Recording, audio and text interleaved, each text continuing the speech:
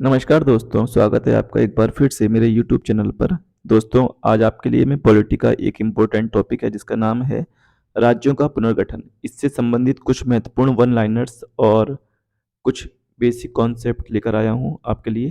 तो चलिए दोस्तों, शुरू करते हैं हमारे आज के इस टॉपिक को। हमारा आज का टॉपिक है राज्यों का पुनर्गठन। ठीक है दोस्तों, और इसको बोलते हैं स्टेट रीऑर्गेनाइजेशन कमीशन अंग्रेजी में। तो दोस्तों, राज्य पुनर्गठन आयोग के अध्यक्ष थे फजल अली। फजल अली वे सर्वोच्च न्यायालय के रिटायर्ड मुख्य न्यायाधीश थे। फजल अली के अलावा के एम पणिक्कर और एच एन कुंजरू भी इस आयोग के सदस्य थे। राज्य पुनर्गठन आयोग की स्थापना दिसंबर 1953 में की गई थी और इसमें कम से कम प्रमुख भाषाई समूहों के लिए भाषाई राज्यों के निर्माण की सिफारिश की। 1956 में कुछ राज्यों का पुनर्गठन हुआ। इससे भाषाई राज्यों के निर्माण या उनकी मांग की शुरुआत हुई और यह प्रक्रिया आज भी जारी है। अब दोस्तों, इसके बैकग्राउंड को समझ लेते हैं कि इसकी पृष्ठभूमि क्या रही, राज्य पुनर्गठन आयोग की पृष्ठभूमि। तो दोस्तों, 1947 में जब देश आज़ाद हुआ, भारत में 550 से अधिक रियासतें थीं। अस्थायी रूप से भारत की इन रियासती भागों को ए, बी, सी और डी राज्यों में विभाजित किया गया था। इसलिए राज्यों की सीमाओं के पुनर्निर्धारण के मामले को देखने के लिए 29 दिसंबर 1953 को भारत सरकार द्वारा राज्य पुनर्गठन आयोग का गठन किया गया था। दोस्तों, 1953, ठीक है, राज्य आयोग का गठन किया गया था। लेकिन दोस्तों, इससे पहले अगर मैं बताऊं आपको, तो दोस्तों दो आयोग और बन चुके थे, जिसमें से पहला आयोग था भाषाई प्रांत आयोग, जिसका अध्यक्ष थे एस के धर। दोस्तों, एस के धर की अध्यक्षता में भी आयोग बना था, जिसने भाषा के आधार पर राज्यों के बंटवारे को या राज्यों के विभाजन को अस्वीकार कर दिया था। ठीक है, इससे जनता संतुष्ट हो गई। इसके बाद फिर एक और आयोग बनाया कांग्रेस ने, जिसका नाम था जेवीपी आयोग। जवाहरलाल नेहरू, वल्लभ भाई पटेल और पट्टाभी सीतारामैया, ये तीनों इसके सदस्य थे। इसने भी अपनी रिपोर्ट में दोस्तों पेश करी और ये कहा गया कि अभी कुछ समय के लिए भाषा के आधार पर राज्यों का पुनर्गठन स्थगित कर देना चाहिए। इसके बाद दोस्तों, श्री पोटी रामुलु जो एक सदस्य थे, जो इस आंदोलन से जुड़े हुए थे, इनकी डेथ हो जाती है और फिर एक राज्य का गठन हो जाता है जिसका नाम है आंध्र प्रदेश। ठीक है, चलिए उसके आगे देखते हैं दोस्तों क्या हुआ। उस समय की सबसे लोकप्रिय मांगों में से एक भाषा के आधार पर राज्यों का पुनर्गठन करना था। यह प्रशासन को आसान बनाने और विवादास्पद जाति और धर्म आधारित पहचानों को भाषाई पहचानों से बदलने के लिए किया गया था। स्वतंत्रता के बाद रियासतों को पुनर्गठित किया गया। यह पुनर्गठन राजनीतिक और ऐतिहासिक विचारों के आधार पर किया गया था। राज्यों का यह पुनर्गठन अस्थायी आधार पर किया गया था। 1953 में गठित राज्य पुनर्गठन आयोग ने 1955 में देश को 16 राज्यों और 3 केंद्र शासित प्रदेशों में पुनर्गठित करने के लिए अपनी रिपोर्ट दी। यानी कि दोस्तों 16 राज्य और 3 यूटी की सिफारिश की गई थी, जबकि सरकार ने नवंबर 1956 में पारित राज्य पुनर्गठन अधिनियम के तहत देश को 14 राज्यों और 6 केंद्र शासित प्रदेशों में विभाजित किया। आंध्र प्रदेश स्वतंत्र भारत का पहला राज्य था जिसका गठन भाषा के आधार पर हुआ था और आंध्र प्रदेश का गठन दोस्तों 1 नवंबर 1956 को हुआ था। इसके बाद देश के विभिन्न क्षेत्रों से भाषा के आधार पर नए राज्यों के गठन की मांग उठी थी। ठीक है दोस्तों, अब इससे रिलेटेड कुछ इंपॉर्टेंट वन लाइनर्स हैं जो कि एग्जाम में अक्सर पूछे जाते हैं। हमारा जैसे आज का पहला प्रश्न हो जाएगा, भाषा के आधार पर सबसे पहले किस राज्य का गठन किया गया? तो दोस्तों वह किया गया आंध्र प्रदेश। आंध्र प्रदेश का राज्य के रूप में गठन कब किया गया था? तो दोस्तों यह किया गया 1953 में। ठीक है, और अगर पूछे भाषा के आधार पर तो दोस्तों वह 1956 में।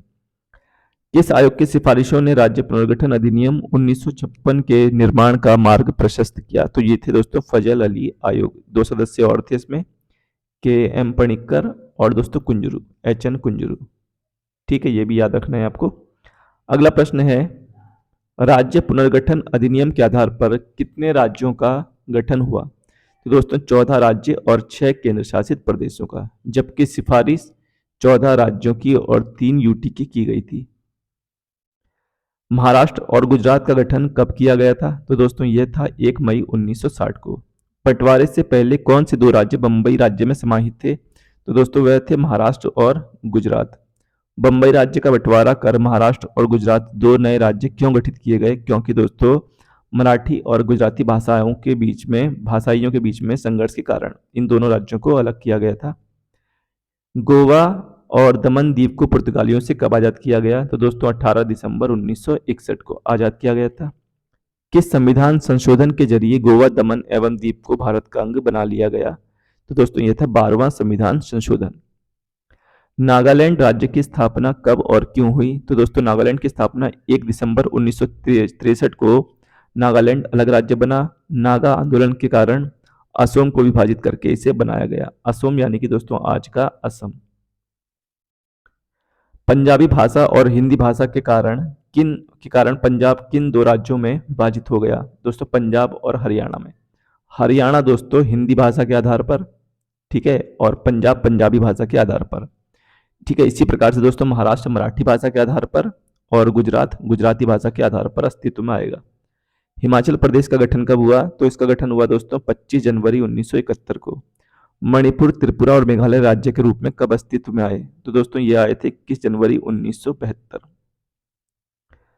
सिक्किम को पूर्ण राज्य का दर्जा कब दिया गया? तो दोस्तों यह दिया गया 26 अप्रैल 1975 को। मिजोरम और अरुणाचल प्रदेश का राज्य के रूप में गठन कब हुआ था? तो दोस्तों यह हुआ था 20 फरवरी 1987 को। गोवा को पूर्ण राज्य का दर्जा कब मिला? तो ये भी दोस्तों 30 मई 1987 को मिला था। साल 2000 में कितने राज्यों का गठन एक साथ किया गया? तो दोस्तों ये किए गए थे 3 राज्य, छत्तीसगढ़, उत्तराखंड और झारखंड। दोस्तों छत्तीसगढ़ का गठन होता है 1 नवंबर 2000, उत्तराखंड का होता है 9 नवंबर 2000 और झारखंड का होता है दोस्तों 15 नवंबर 2000 को। ठीक है, अगला देखते हैं। संविधान के अनुच्छेद 370 के तहत किस राज्य को विशेष राज्य का दर्जा प्राप्त है? तो दोस्तों वह था जम्मू कश्मीर। राज्य द्वारा निर्मित एक संविधान सभा द्वारा किस राज्य के लिए पृथक संविधान का निर्माण किया गया? तो दोस्तों वह था जम्मू कश्मीर का। जम्मू कश्मीर के लिए बना पृथक संविधान कब अस्तित्व में आया? ये 26 जनवरी 1957 को अस्तित्व में आया था। वर्तमान में भारत में कितने राज्य हैं? तो दोस्तों 28 राज्य हैं। केंद्र शासित राज्यों की संख्या भारत में कितनी है? दोस्तों 8 है केंद्र शासित प्रदेश वर्तमान में। क्षेत्रीय परिषद से आप क्या समझते हैं? तो दोस्तों भारत में 5 क्षेत्रीय परिषदें, वर्तमान में दोस्तों ये 6 हो चुकी हैं, ये भी आप याद रखेंगे। और इनका गठन राष्ट्रपति के द्वारा किया जाता है और केंद्रीय गृह मंत्री या राष्ट्रपति द्वारा मनोनीत केंद्रीय मंत्री क्षेत्रीय परिषद का अध्यक्ष होता है। संबंधित राज्यों के मुख्यमंत्री उपाध्यक्ष रहते हैं जो हर साल बदलते रहते हैं। ठीक है, अब दोस्तों इनके मुख्यालय कहाँ कहाँ पर है? तो एक दिल्ली में हो गया नॉर्थ में, ठीक है, साउथ में चेन्नई है दोस्तों, पूर्व में कोलकाता है, ठीक है, वेस्ट में दोस्तों मुंबई है और सेंट्रल में दोस्तों इलाहाबाद प्रयागराज। ठीक है, ये 5 इसके मुख्यालय थे। ठीक है, आई होप दोस्तों आपको ये वीडियो पसंद आया होगा। मिलते हैं नेक्स्ट वीडियो में, तब तक के लिए धन्यवाद।